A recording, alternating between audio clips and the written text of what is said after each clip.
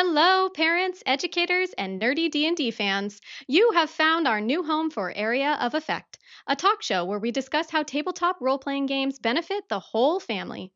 We're currently in process of shifting all our old but golden episodes over to this new channel by posting a new episode every weekday until we catch back up to our new episodes. We would love your help getting this new channel up and running with a follow, share, or review. And thanks for joining us on our quest to bring more adventurers to the table. Hi there, I'm Hugh from Poderation. If you like today's show, why not check out Dungeons and Dragonfruits, the bizarre, strange, and queer in every sense of the word D&D podcast. Join 5 friends as they laugh, learn, and adventure their way through the weird, wonderful world of Widdershins, where dragons hatch from trees and have adventures of all forms in every shape and size. Available wherever you can get your podcasts.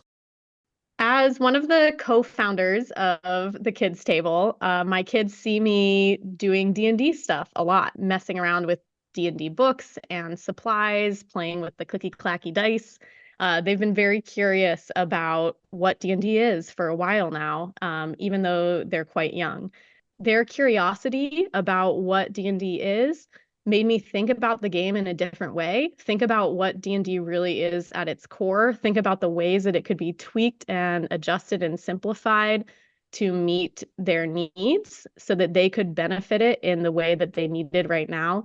It made me see them in a different way too, and see their capabilities, see their interests expanding, and it has bled over into a lot of other areas of our life. D&D is a very big part of our lives now, and it all started with my daughter's curiosity. I'm Allison. And I'm Ryan. And welcome to Area of Effect, a podcast by the Kids Table, where we discuss how tabletop RPGs benefit kids and answer your questions about playing TTRPGs with the kids at your own table. So Allison, I really like that story because I like how your kids convinced you to let them play D&D. That's awesome. I know. But I what I really love is this curiosity that sort of sparked it, right? Curiosity is something that kids just sort of naturally have. We know this from a lot of developmental research. And we know this from just listening to kids, right? The favorite question of most kids is why? Why this? Why that? Why does this do this? Why does that do that?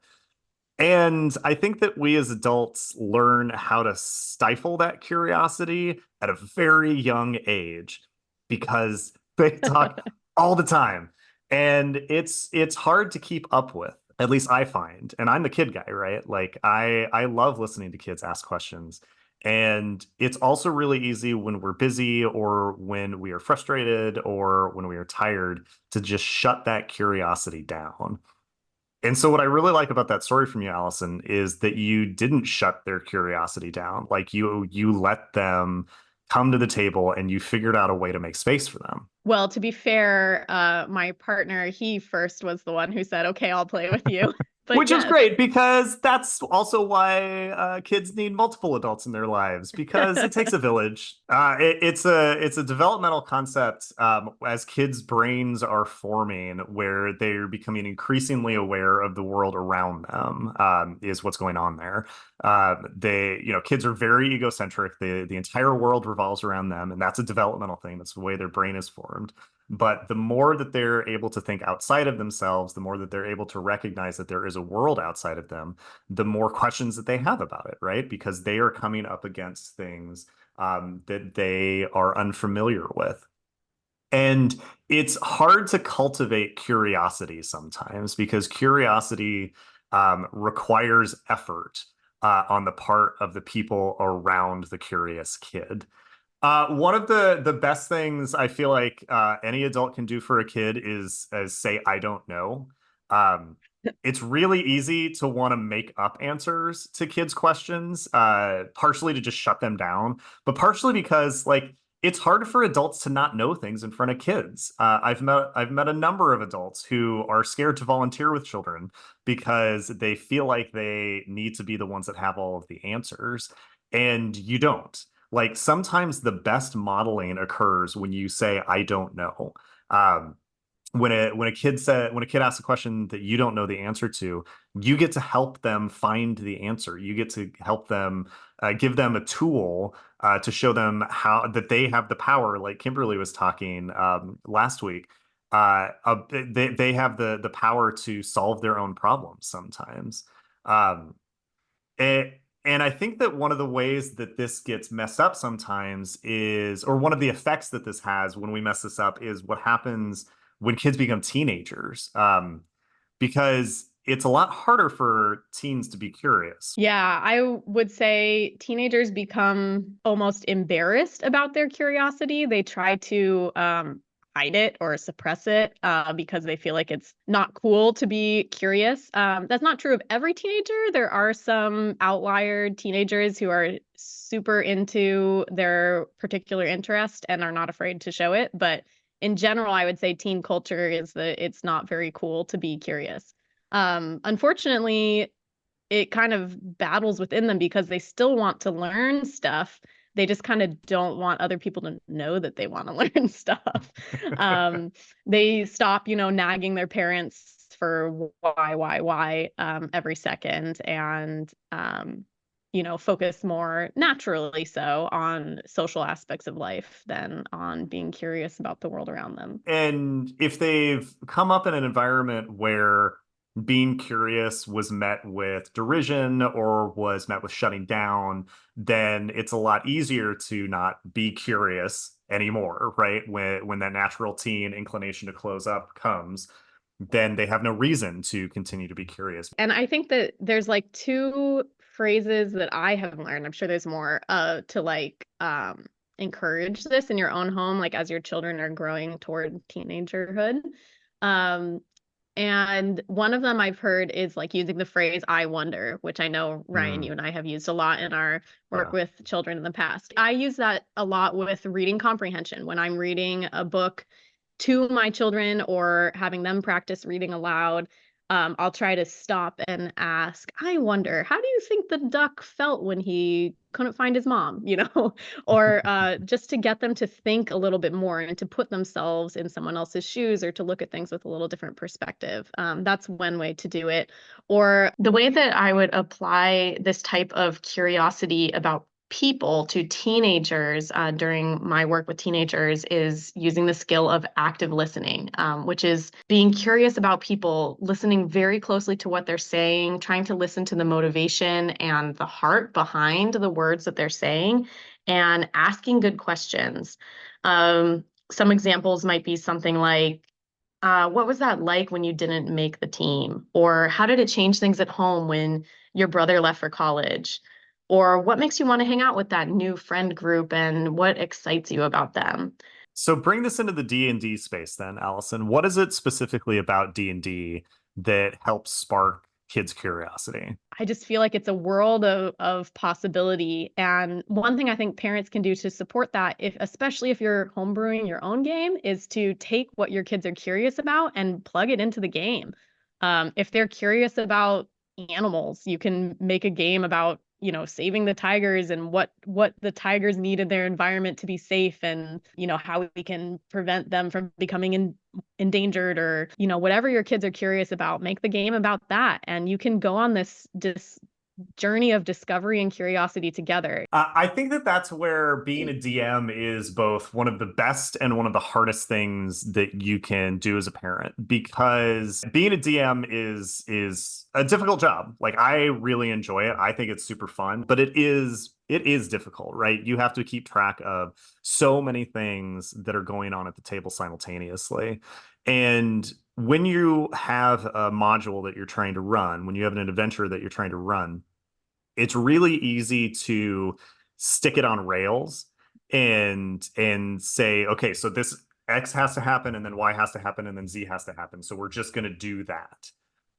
And instead, one of the ways that you can build curiosity at your table is, if you are the DM, allowing the players space, one, to ask more questions. What is going on? Why is it going on? And that forces you as the DM to have to improv a lot, which is also can lead to a space where you are having really cool conversations with your kids at the table. sometimes in character and sometimes not. But you're having to sort of make these things up as you go, and you are then participating in the process of imagining with them. And right alongside that, give space for the players to create parts of the world. Sometimes you, the DM, don't have to come up with everything. Sometimes you can allow the players to speak into the space and come up with different things too. That doesn't mean that you don't still necessarily have a plot line that you're trying to go down. But maybe it means that the players get to make up the constellation that they're looking at, or they get to define the businesses that they're shopping at during, a shopping episode. Or maybe if you really get into it, maybe they really can define what happens next in the story.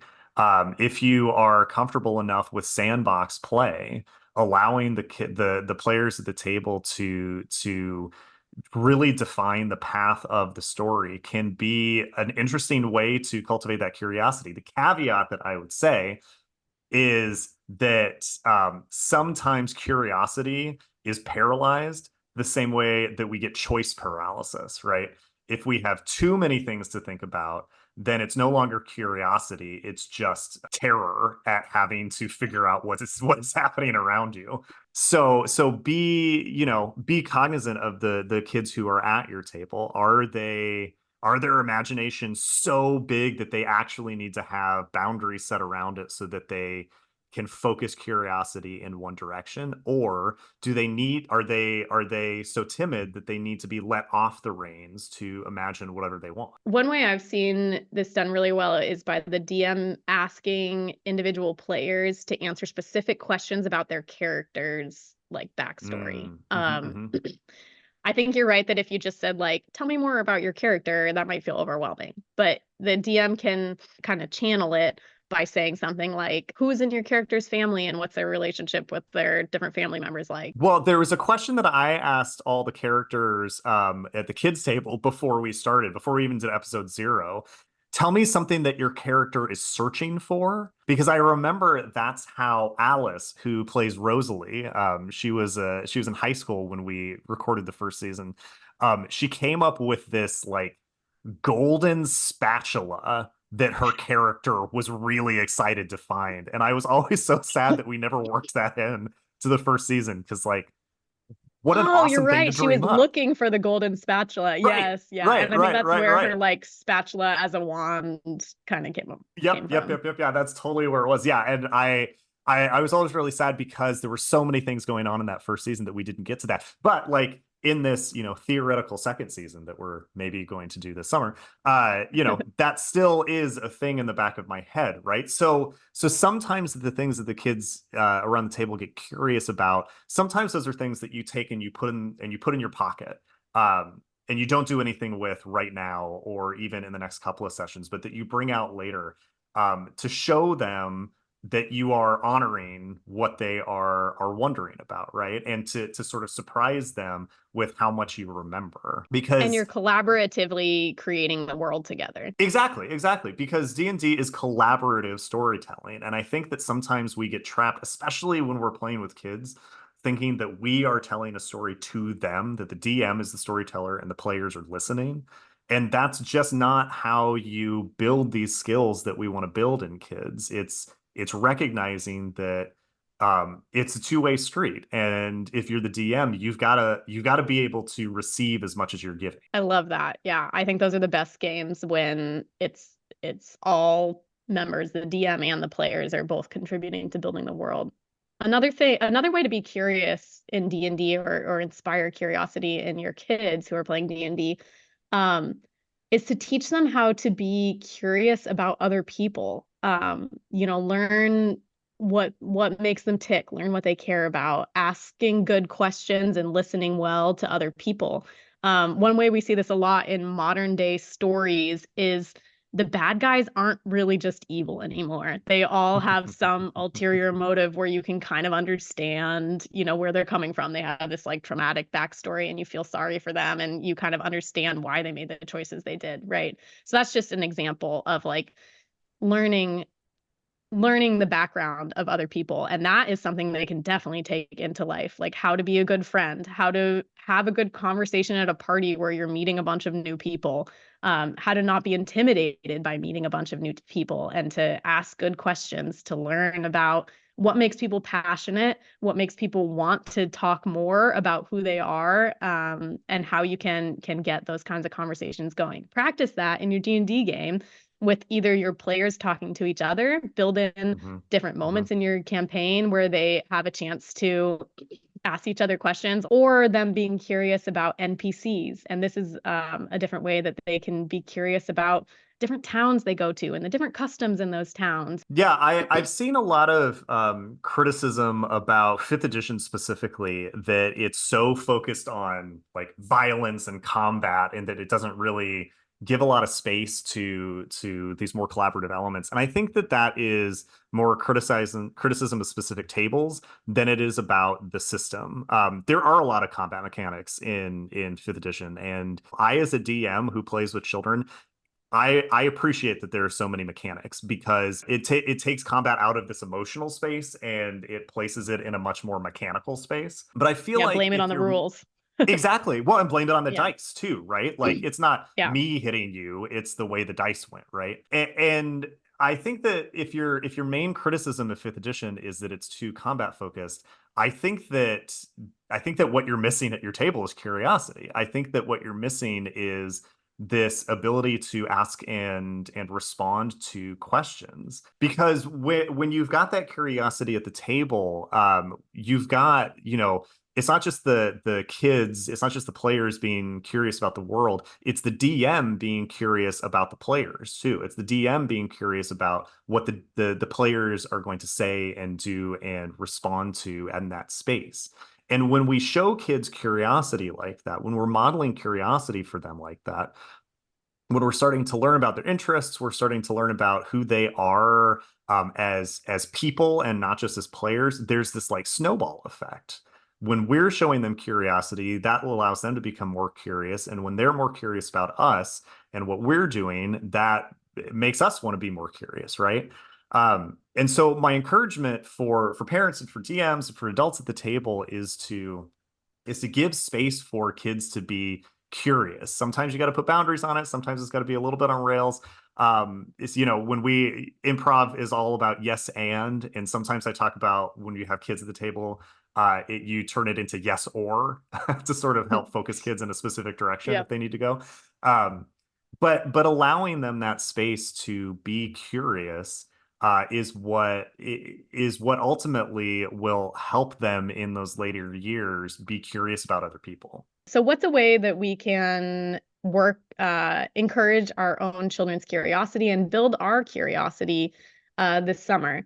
One way you can do it is by playing D&D. So I mentioned that my young kids who had not played D&D before were looking for a way to play D&D, and we've seen a lot of you on the community on social media asking things like, hey, my kid is interested in D&D. I have no idea where to start. I like downloaded this module and it seemed overwhelming.